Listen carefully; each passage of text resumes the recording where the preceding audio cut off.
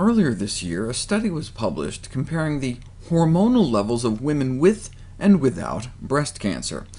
If estrogen makes most breast cancers grow, then one would expect that the level of estrogen would be higher in women who have breast cancer compared to women who don't, or at least who don't yet.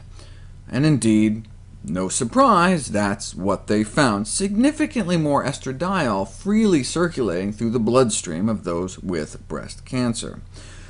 But the study also looked at diets and hormonal levels. These were all omnivores.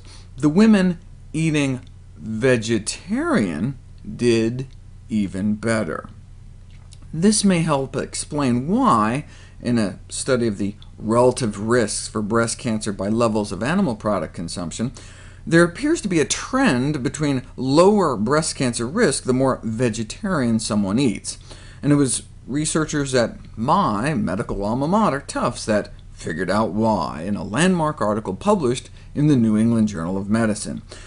See, the way our bodies get rid of excess cholesterol is to dump it into the digestive tract, knowing full well that there'll be lots of fiber in there to grab it, hold on to it, and flush it out the body, though hopefully you chew a little bit better than that.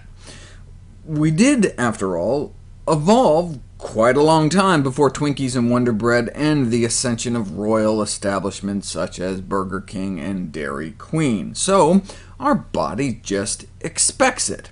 It just assumes our intestines are going to be packed with fiber all day long, 7 times more than what we're getting now.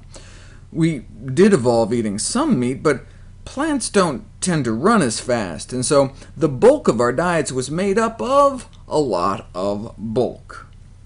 And that's how your body gets rid of excess estrogen. Vegetarian women have increased fiber input, which leads to vegetarian women having an increased fecal output, which leads to increased excretion of estrogen and a decreased blood concentration of estrogen. And this wasn't just in theory, they measured it.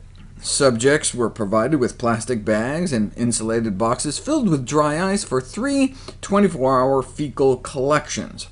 You've heard of popsicles? Well, they had them make more like poopsicles.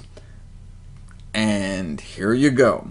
In any one 24-hour period, the vegetarians were fecally excreting more than twice as much estrogen than the omnivores.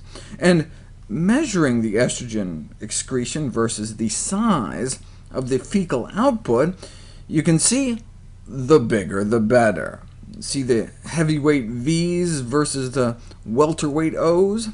No wonder vegetarian women in the United States have been found to have such lower rates of breast cancer. It's great that many women stopped hormone replacement therapy, stopped taking extra estrogens.